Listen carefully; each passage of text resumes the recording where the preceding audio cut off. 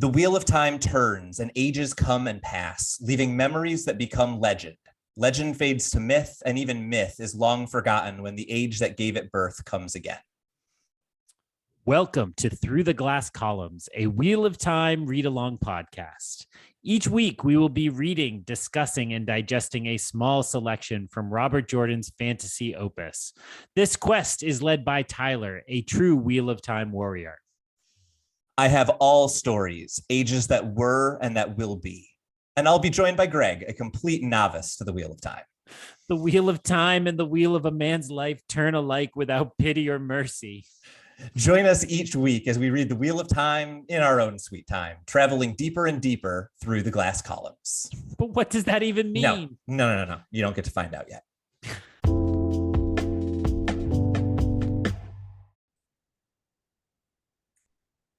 Hello and welcome back to Through the Glass Columns, your weekly read-along Wheel of Time podcast. You know these dulcet tones. It's me, Greg, the guy who knows very little about Wheel of Time, even though I read an awful lot of it. And joining me, of course, your friend and mine, the Moraine to my land, it's Tylor. Tylor, how are you? I am okay, piecing out whether that is a good thing or a bad thing. I think we're still a little bit mixed on Moraine at this point on the podcast. Broadly speaking, all I know is I got tipsy last week and you got emotional. That just sums up our relationship all the time. So I do get emotional when you drink. That does sound right. I am doing very well, in part because while we are not promoting in any way season 2 of Amazon's Wheel of Time, it good. And that's all I will say about it.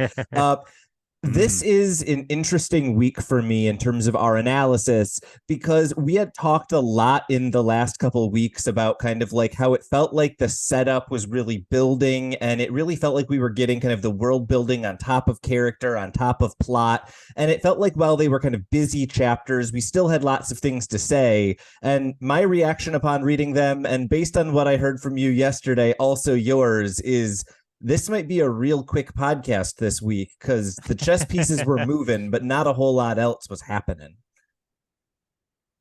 We try not to associate socially outside of the podcast, but every once in a while we do, in fact, treat each other like friends and not just co-hosts. So we compared notes slightly yesterday, and yeah, I said, you know, I've changed my note-taking method a bit. I find I enjoy the chapters more if I actually just sit and read through them, and then I go back and kind of take my notes after the fact. And that's like a nice little treat I get to give myself, at least during the quieter months of the academic year. But I did find that I didn't write all too much in my notebook. Now, that is because I rely on you to do the summaries and give us the kind of plot points, so then it's more my reactions, and there wasn't too much to react to, and yet I think there's some interesting things here, so we'll see. It tends to be true that when we predict short show, we go to like moderate length show, so that probably will be where we're at. So just to make sure we are all on the same page, literally and figuratively, we are, of course, continuing our journey through The Dragon Reborn, Book 3 of the Wheel of Time series. And we are today discussing chapters 25, Questions, chapter 26, Behind a Lock, and chapter 27, Tel'aran'rhiod.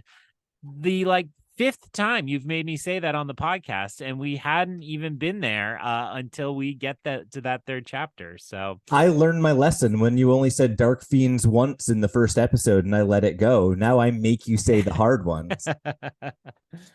All right. So unless you have anything else to talk about, I think you should start summarizing questions, and I will start taking my customary nap while you summarize.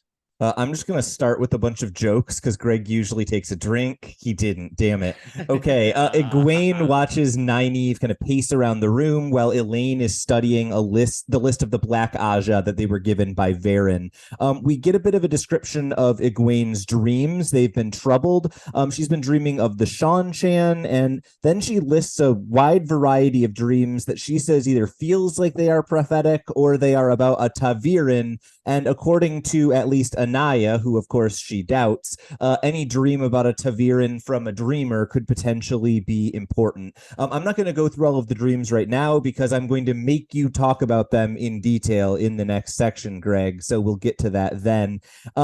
At this point, Nynaeve kind of starts talking about how the list is actually worthless. There's nothing in it that they get. And then she immediately questions Varen, saying, is there a kind of better, more detailed list that we weren't given? Maybe she's of the Black Aja. Egwene, actually, I thought very maturely identifies Nynaeve as kind of lashing out at the rest of them.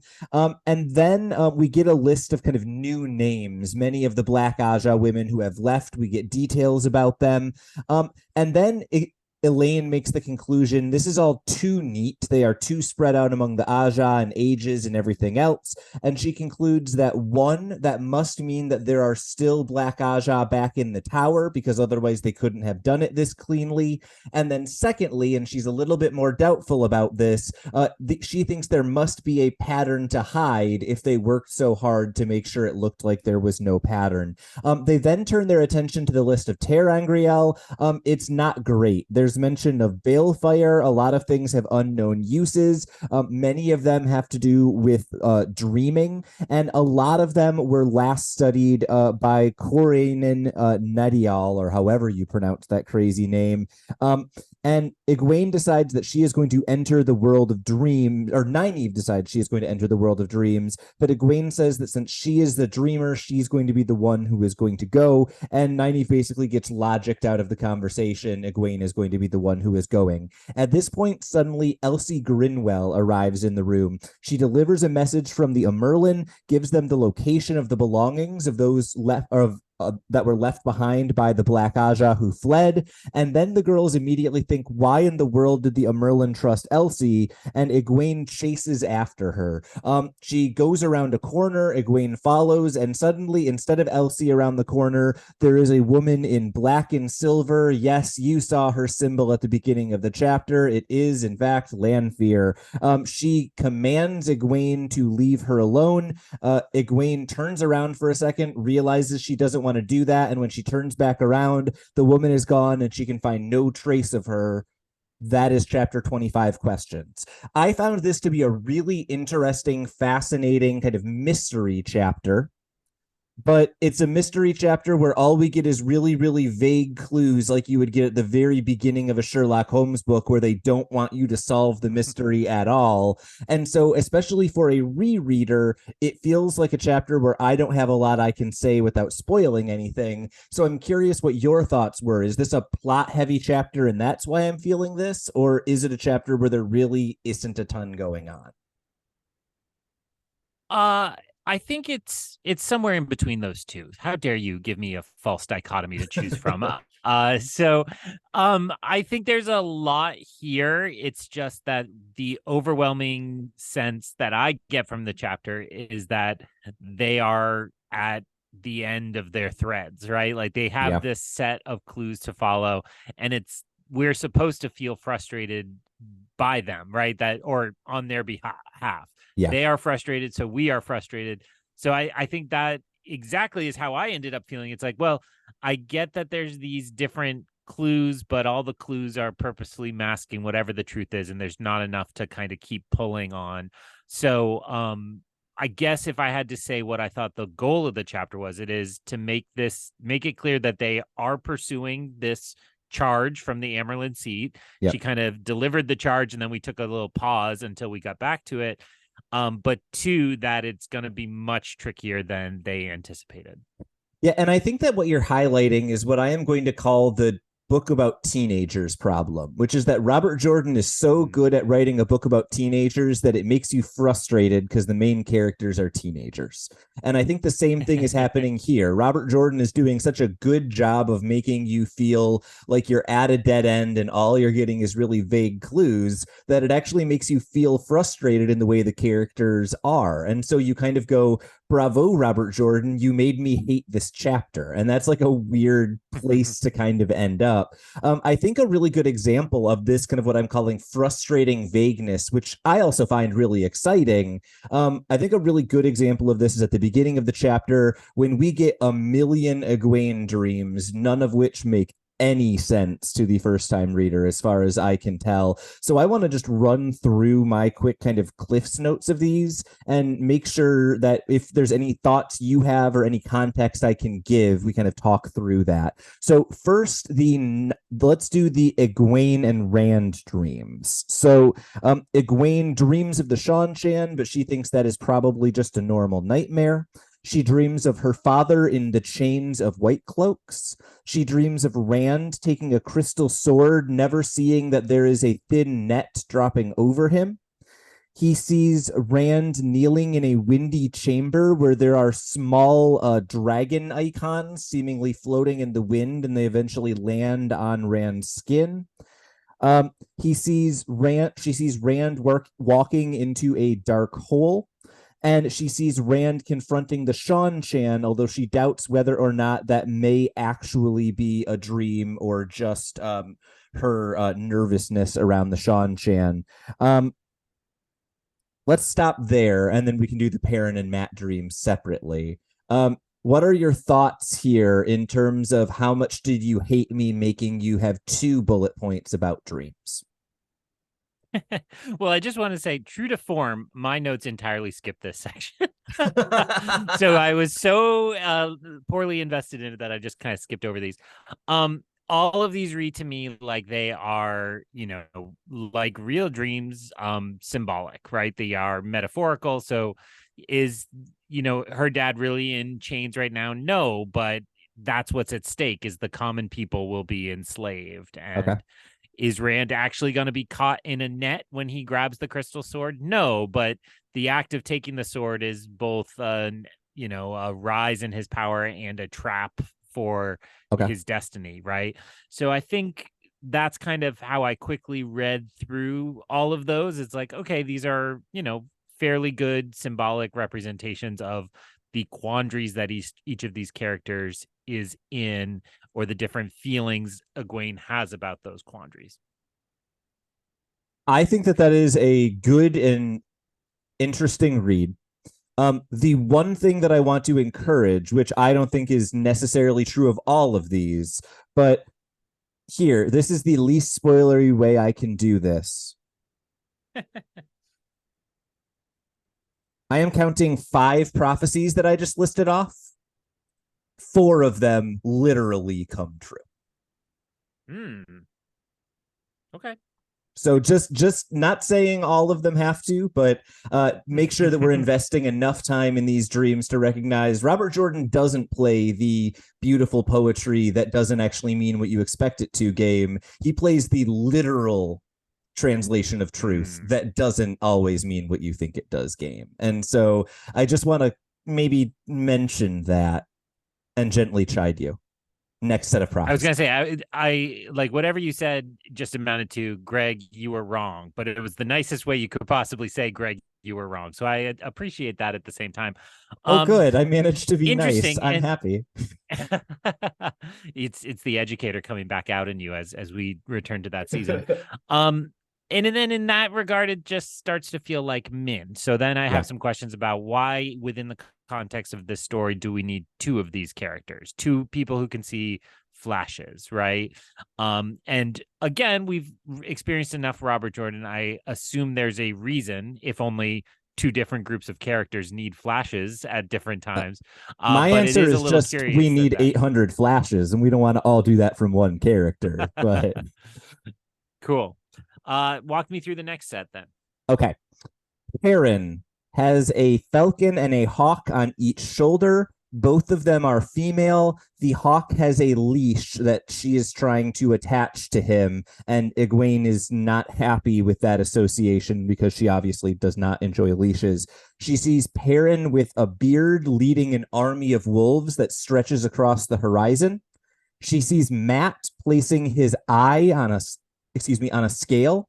She sees Matt hanged from the limb of a tree, and then also has a couple of dreams that she's not sure if they are nightmares or actual foretellings. One of them involves Matt and the Shan-chan, and she doesn't fully describe this dream. And the other involves Matt speaking the old tongue. And this, I think, is useful because that is one that she dismisses as probably just being from the memory she had of him being healed. We as readers know that that is not true. So thoughts about these Matt and Perrin prophecies? Again, particularly with a mind towards these coming true, the Shan-chan are much more present. I mean, I think I've said I didn't really think they were disappearing forever when we beat them last book, but it's very clear that they have a big role to play in what's coming back. Second on that list of things that stood out to me, I would say it was very interesting to me that Perrin is associated with a hawk, right? Because we are learning so much more about Matt right now. It feels like that would have fit much better. So I found myself kind of second guessing my reading. I went back and was like, wait, what? That was Perrin, right? Yeah. Now, of all the things you've said this evening from these dreams, the one I want to see is a giant wolf army as far as the horizon. And whether that's literally true as a battle charge or just, he commands them across the continent, that sounds awesome. And I hope to see that. And I actually, in this case, I hope to literally see that in the television show. So I'm probably making a wish for like 2035 or something, but that would be amazing as something to see in a show. Yeah, absolutely. And I think one of the things that these kind of flashes, as you've been describing them, do is they both give you kind of, like we've talked about before, context for identifying what clues are important and what moments should we be kind of thinking about. But then also, as you're saying, just like pure anticipation wise, I am someone who enjoys like thinking about what I'm going to do on the trip just as much as I enjoy the actual vacation. And that's kind of what these prophecies allow me to do, is kind of piece together and figure out and just think about in a way that's kind of enjoyable, and it makes the slower parts of the books a little more interesting if I'm constantly looking for clues. So I guess what I'm saying here is there will also be slow parts in these books. Get ready to look for clues. If we're talking, this is mostly a chapter of kind of like vague phrases that we don't fully understand or prophecies that don't entirely click. The one moment that really stood out for me character wise is how just mature Egwene is at evaluating what is going through Nynaeve's head. She recognizes the pattern that Nynaeve is going through. She evaluates that Nynaeve is frustrated and that she's taking it out on them. She kind of forgives her for blowing up in their faces. Like, she just feels like a very different, more adult character at this section of the book than I think we've seen anywhere else. And I just wanted to note that felt like a little bit of that kind of growth and evolution from that character in a way we hadn't seen before. I didn't know if you clocked that or if there were any other kind of little character moments that stood out to you in the chapter. I think what stands out about how you're describing that is we should remember she just went through across a rite of passage, right? And while it is, superficial in that it's kind of a test to go from one level to the other, it doesn't function exactly as we would like a rite of passage to adulthood, yet it does feel like she has become changed by it. And maybe that is just, a greater understanding of the world. It's always hard here where it could be literally true, like her powers might have increased or something. Right. But I think it's much more like she is acting more adult because she's now passed this test and so on. So the ability to read her companions, it also stands out as just a reminder, like, they have spent way more time together than we've seen, right? Like, even in books where we are getting more of their story, it's like these are still like flashes from days apart, and so they've been together the whole time, so can clearly really read each other. So those would be my two reactions to that.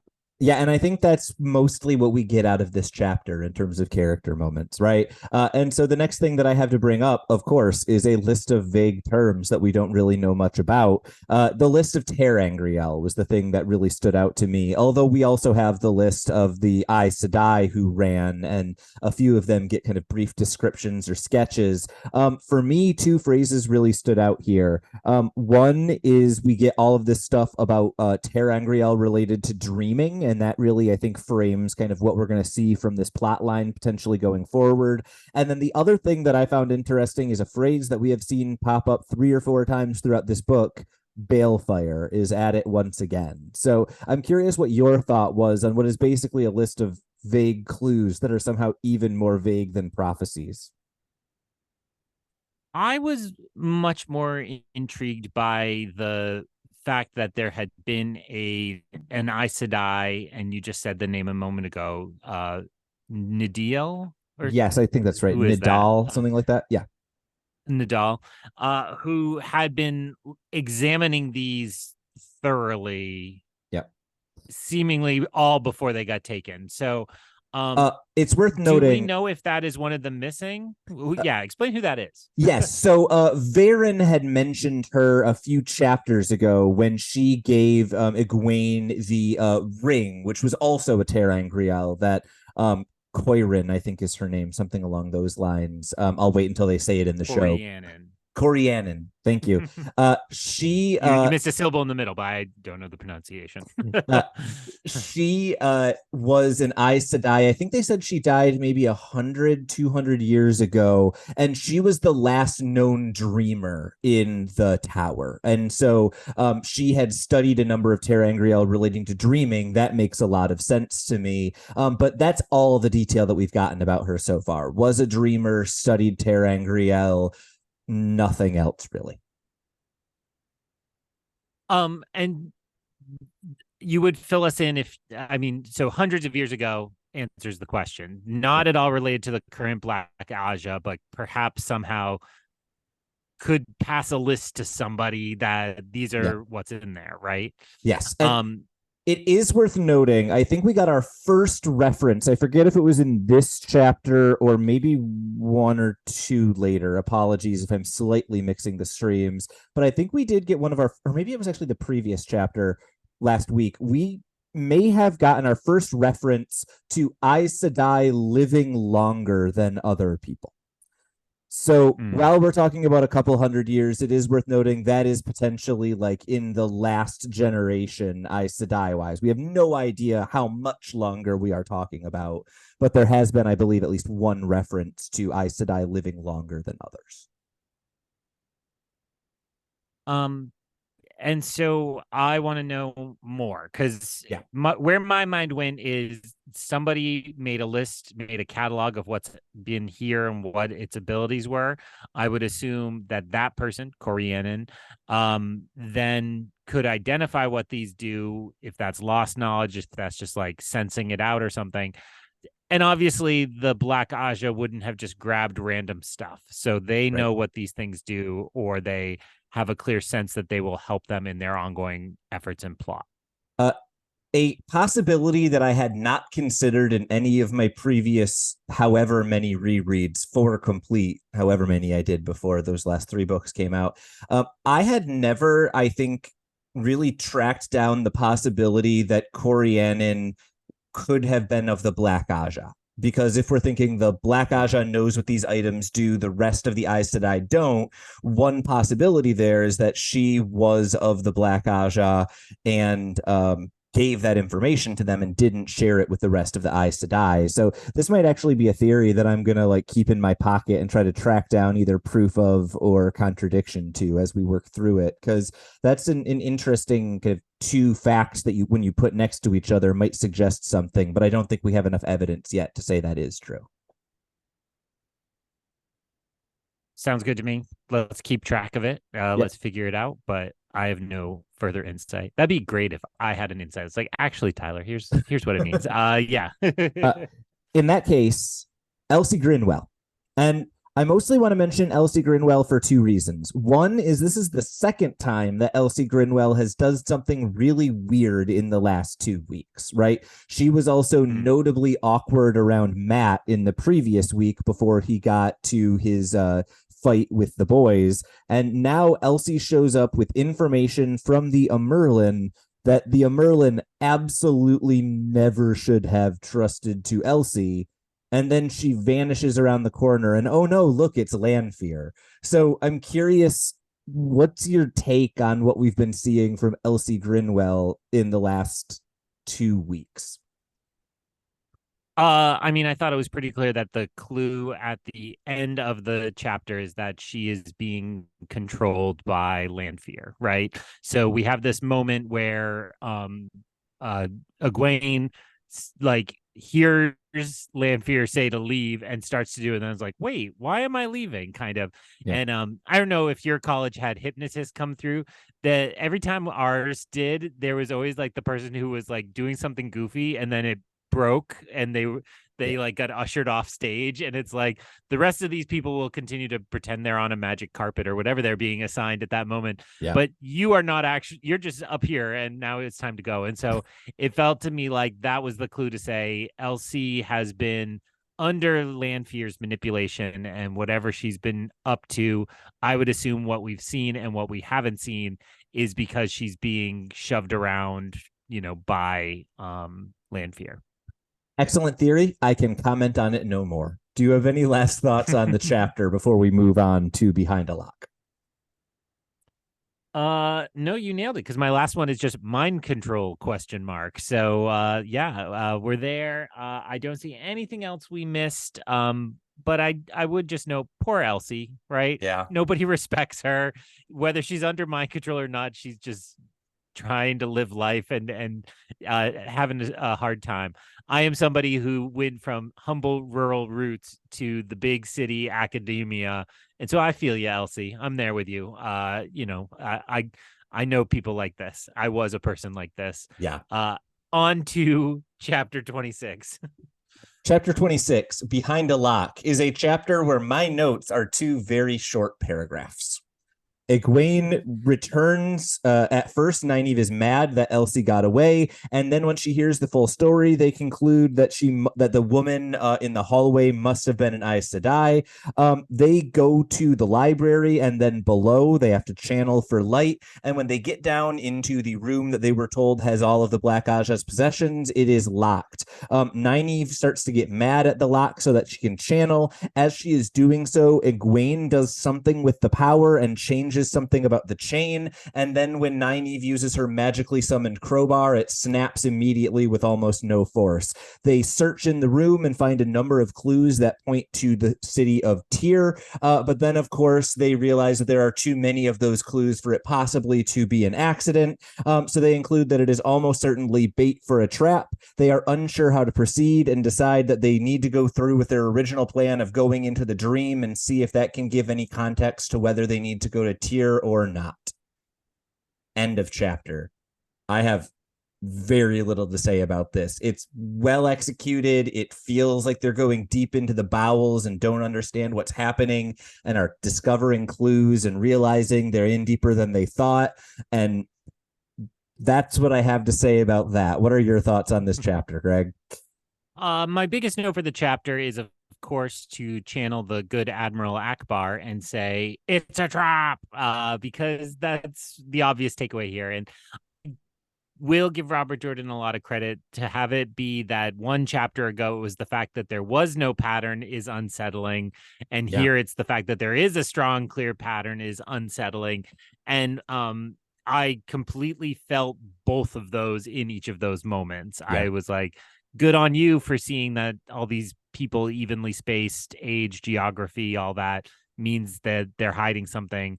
And then here it's like, good on you for knowing that the fact that here it's so obvious means you know exactly where the trap is going to be sprung. And hey, well, we'll save some thoughts on that when we list the chapters for next week at the end of this episode, because it sounded like we might be headed that way.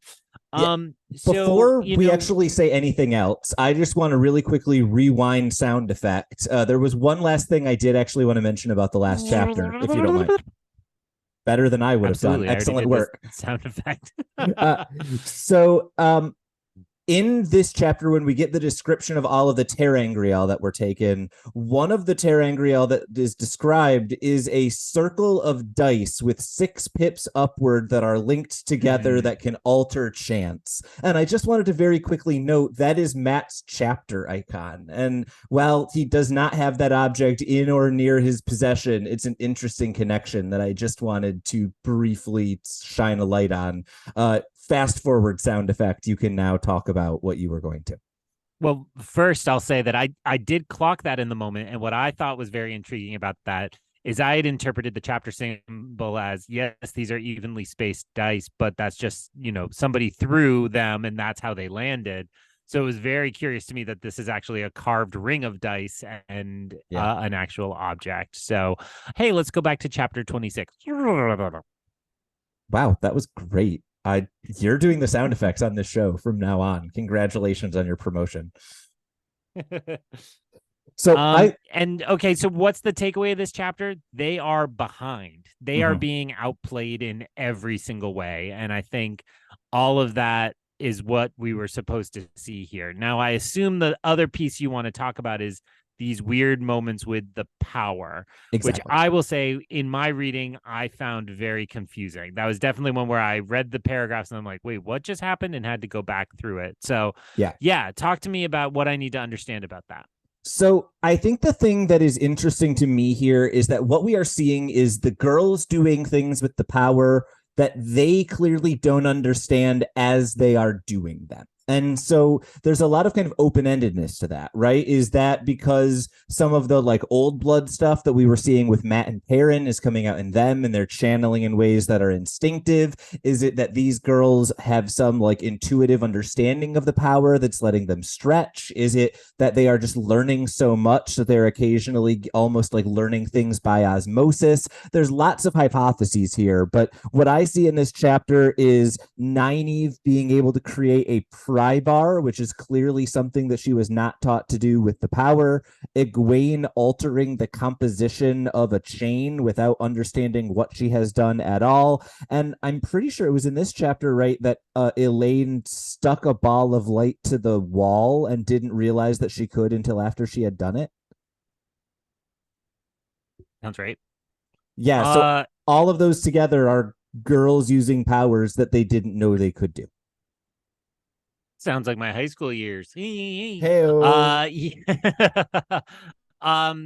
Yes. And I will say I kind of read through all of those as I put them in the file of the old blood, right? Okay. And I don't know that it's exactly that these women are descended from other Aes Sedai who have that power. I just kind of put that file is labeled like greater destinies that are awakening, right? And so to me, that's what we're seeing here is we've constantly seen that Nynaeve and Egwene fit kind of chosen one narratives. And so we're seeing that that's bringing with it new powers. So I guess that's my way of saying that the surprise there is that Elaine also is participating in that. Yeah. And I think other than that, that we were left with just the really interesting dilemma of what do you do when people are clearly pointing you to where they want you to go, but you need to follow them, but they know you're going to go, but you know that they know that you're going to go, but they know that you know that they know that you're going to go. And it's an unending cycle. Rick and Morty joke here. Sounds like my high school years. That's I the don't even know same joke how that again. would make sense. I just pressed the same button on the soundboard. Yes, and so when we have something like this, I'm playing the game of what are the motivations of, let's just call it Lanfear, Black Aja, whoever the forces of darkness. So it's that they absolutely want them to come discover these clues and to have the tip off to go to Tyr. It would appear then that the Amarillan seat had gathered these belongings and locked them away. I would say was not going to make them available for the search, for the investigation. Perhaps was afraid that what they then decide they're going to do might be what happens, which is that they'll be lured away and out of safety in some regard. If that's what happens, I don't know. All I know is the name of the chapter next week. I think what you are doing is really, really effectively highlighting just how tense of a two-player game this is, right? We have Lanfear and we have like kind of Lanfear and the Black Aja, and we have the Amerlin on the other side. What I want to potentially problematize that narrative with is there is an assumption in there that Lanfear is helping the Black Aja when it could be just as likely that Lanfear, for some reason, is not, because we've seen all of the factions in everything. And so we do need to at least leave a little grain of doubt that maybe Lanfear wants the girls to find these clues, but the Black Aja actually didn't. I would say my mind is much closer to the Amerlin seat is Batman, Commissioner Gordon. The Black Aja are the Gotham crime bosses, and Lanfear is a pure agent of chaos a la the Joker, right? Don't give her a And pencil. so Don't we give should her a never. pencil. Oh my God, when I saw that movie, there was a 4-year-old in the row behind me. Oh, And once the pencil thing happened, my wife and I turned around and we're like, why are you still here with this child? Like, get out of here. So yes, it just feels like I completely agree with that. And I'm glad you clarified because I hadn't specified that, but I do see her as kind of here for the fun of it. And let's yeah. just add a little chaos. Let's mix things up a little bit more. I think she would help the Black Aja if it helped her needs, but she'd also work against them if it bettered her needs. She's just gonna and that all feeds back into like, I don't think she's supposed to be here, right? Like, I think Yeah. this is another one of those things that is breaking the pattern, that this is something that was not part of anybody's plans, but she accidentally tagged along back to this dimension and trouble is afoot. Accurate. Great discussion of this chapter. I have nothing else to say. Then please take us into chapter 27, Tel'aran'rhiod. I will. Varen stops by as the girls are going through all of their chores and doing the work in the kitchens. She asks whether they have found anything. My note is Varen has absolutely no chill. She doesn't even try to hide what she is doing. All of the other big names stop by at one point or another. Alana asks Egwene whether she wants to know more about the Green Aja or take any private lessons. Elida is basically just silently judging them. And a number of other people kind of stop by, all of the major names, including Sheriam, who of course is there. Elaine, kind of as they return to Egwene's room, she drops a hint that she is maybe going to join the Green Aja so that she could marry, and then hints that it might be Rand she is marrying. And Egwene has kind of, I think, the totally understandable jealous and not wanting to be jealous simultaneously. And then Nynaeve decides, or not Nynaeve, Egwene decides that she is going to go to sleep. She is going to use the ring, and she wants the other two watching her while she does so. She initially has trouble sleeping, but then Nynaeve sings her a lullaby, which is just very cute. Egwene wakes up and she is in a field. Her dress is constantly shifting colors between many of her favorites. She discovers that she can channel, but she doesn't want to because it may attract attention. She enters a room and she kind of feels herself shifting as she moves around. Inside of that room, she sees Perrin, seemingly like grappling with some chains and a chest.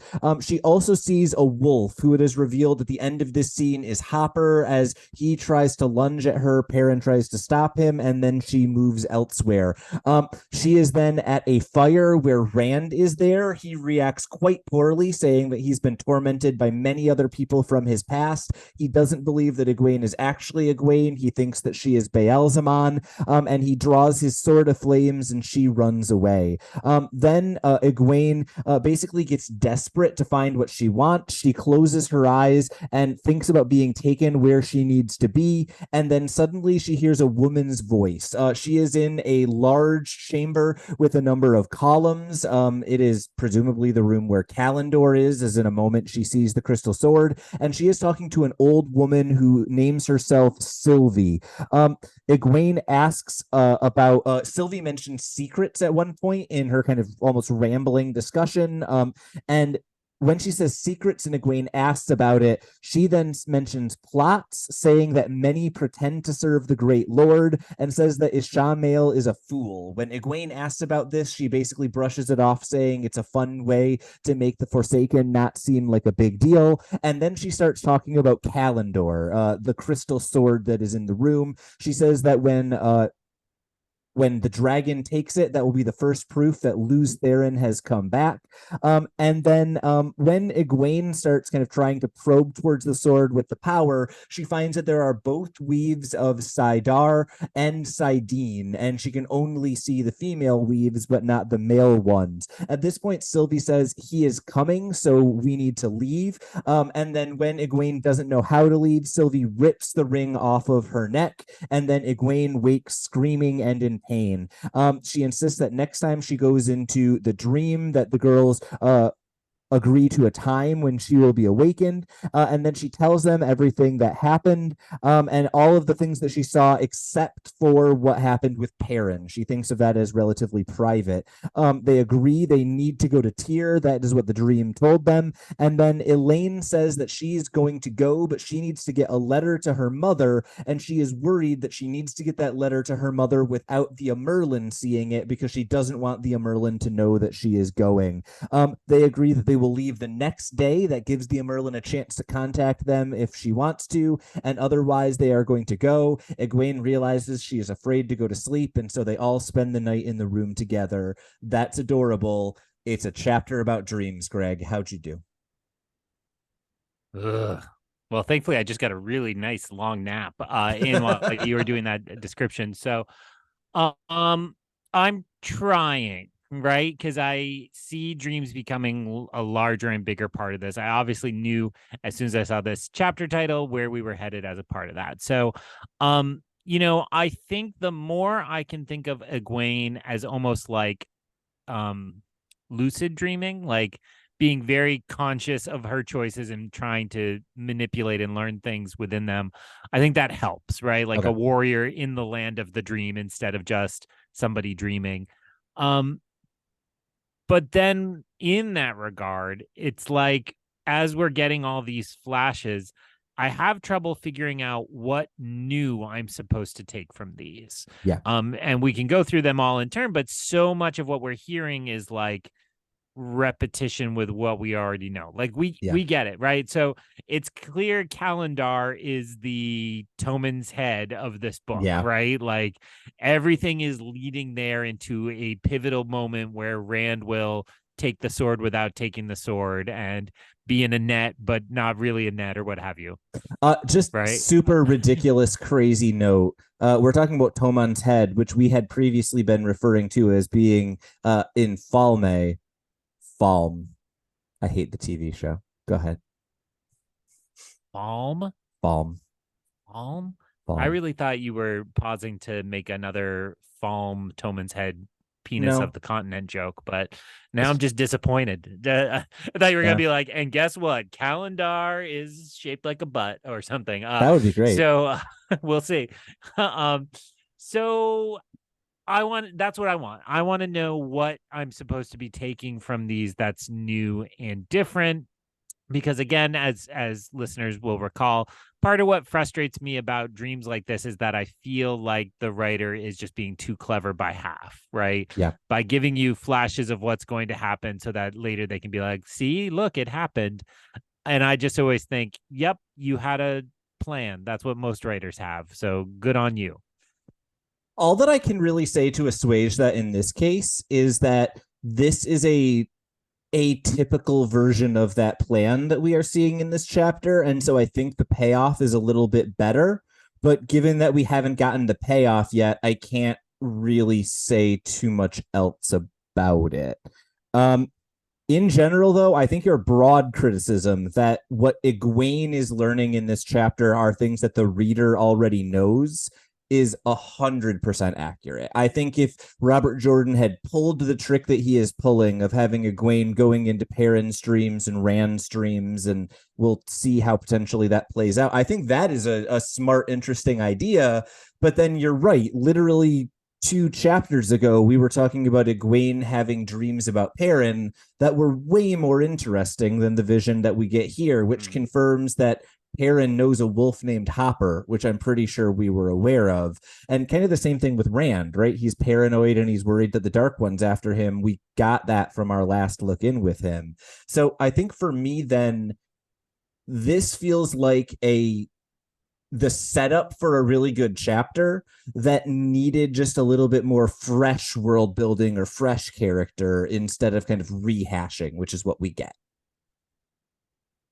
And again, we saw each other socially yesterday, and I did confirm with you Hopper's dead, right? Because Yes. we haven't talked about the specific wolves in a really long time, it feels like. I remembered that Dapple was the one I loved Yeah. for the origin of his Yes. name. I don't Her. remember the gender. Uh so that's interesting because So this feels then like it should be more symbolic than those flashes. yeah, so do recall that I think the last chapter we had with Perrin before we've gone on what is it like 4 or 5 week Egwene and Matt kick. I think the last chapter, Wolf Dreams, we did have Perrin briefly meeting Hopper in the dream. And so this is now kind of the interesting thing that we've seen is it seems that wolves who have died in the real world may continue kind of existing in the dream, and that's the interesting conundrum that we'll need to kind of keep diving into. And that right there is, I think, another really great example of what you're saying is something that, if it is read metaphorically, feels like, okay, Robert Jordan, you're just like, okay, he's learning from the wolves, I get it. But if Yay. it's that specific wolf and it's actually back, it feels a little bit more momentous. Not to say it's enough to carry this chapter, because this was the longest of the three, and so felt like the draggiest of the three to me. But like, I think you've at least got to give some credit for if you're going to be too clever by half, at least do it in interesting world changing ways instead of like poetic, just there to make you feel pretty kind of ways. You're telling that to somebody who studied poetry, so you're making me feel bad. But poetry does make me feel pretty, so I'll read some and feel better. Making people feel bad is a lot more natural to me than being nice, which I was accused of earlier in the episode. So we're back on brand. uh so other things that were interesting to me here, I don't know if you really need to go through these one at a time. I don't No. know if you felt that. But the way Rand is basically a suspicious, just totally off the deep end, Yeah. like conspiracy theorist now. It's like, it showed that this Rand in the dream version, which I am taking as a pretty literal version of Rand, like Rand is somewhere dreaming, Yeah. Egwene is appearing in the dream. It's worth noting Rand in this dream knows that he is in a dream. So that, I feel like, gives us a pretty good Right. hint. Most people who are just casually dreaming don't know they're dreaming. Well, and like we've seen a lot in these chapters is where the women were saying, like, well, we think this, which means they want us to think this, which means they think we should think this Yeah. about this. Rand is playing that same game, and it makes me a little worried about what's going on while he's by himself, because Mm-hmm. that's where kind of characters go off the deep end and get lost in their fears and their anxieties and don't have anything to lure them back. So bracketing Rand, the most compelling person here to me was Sylvie. Yeah. I immediately linked that to Loki, right? Which had Mm-hmm. a Sylvie on that TV show. And in kind of a similar way, met Loki at this weird Lexus point of the universe, and Yeah. this place with the crystal sword seems similarly to be some kind of nexus on which a lot will balance. Yeah, and I think for me, Sylvie on her own is kind of this interesting kind of enigma. We're figuring out who she is. And the most intriguing version of this, I mentioned in the plot summary, is when she refers to lots of people as pretending to serve the Great Lord and says Ishamael is a fool, because those are buzzwords that we have heard around the Forsaken an enormous amount. And if right now our list of Forsaken that we are tracking is the dead ones Moraine fought, and also Lanfear and Ishamael, Sylvie now feels like at least tied up in this, if not a candidate to potentially be another Forsaken. Yes, and not to be totally superficial, but when there's a character who seems to have knowledge beyond the present and is an old woman, it feels like a witch, or a witch stereotype, right? Yeah. And so I thought of Macbeth, who there are three witches, but If you look in mythology, the witches in Macbeth are representative of the Furies or the Morai in Yep. old mythology, and there's usually a crone type. So I was like, okay, is this our crone type?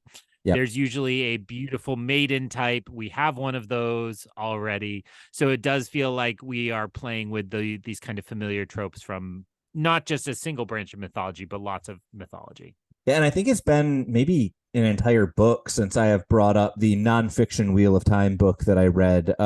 That it talked about kind of the major sources of kind of mythology that Robert Jordan was borrowing from, and there's a lot of like kind of ancient religious myths. There's a lot of kind of Norse stuff in there, but then the two other things that jump out at me is one, as you are saying, if this is tied into this idea of the Morai, one of the texts that Robert Jordan was really leaning on was a sociological text that was kind of tracing ancient religions and trying to the thesis of the book, which has since been disproven, is that all of these ancient religions all had kind of the same ancient matriarchal figure at their basis.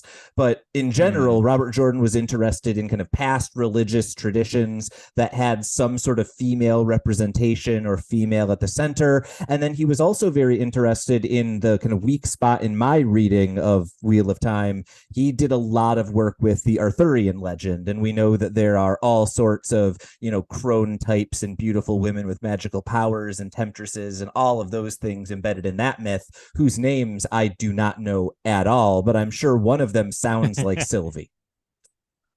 Yes, and the magical sword too, of course. When you're talking about Arthur, and I mean, I think most of us probably in America know Arthurian legend through Sword in the Stone myth, but Yep. remember that the sword also came from a lady in a lake in And mythology from and Arthur. also recall that Kalendor is housed within a place called the Stone of Tyr, so that metaphor works real Mm. well.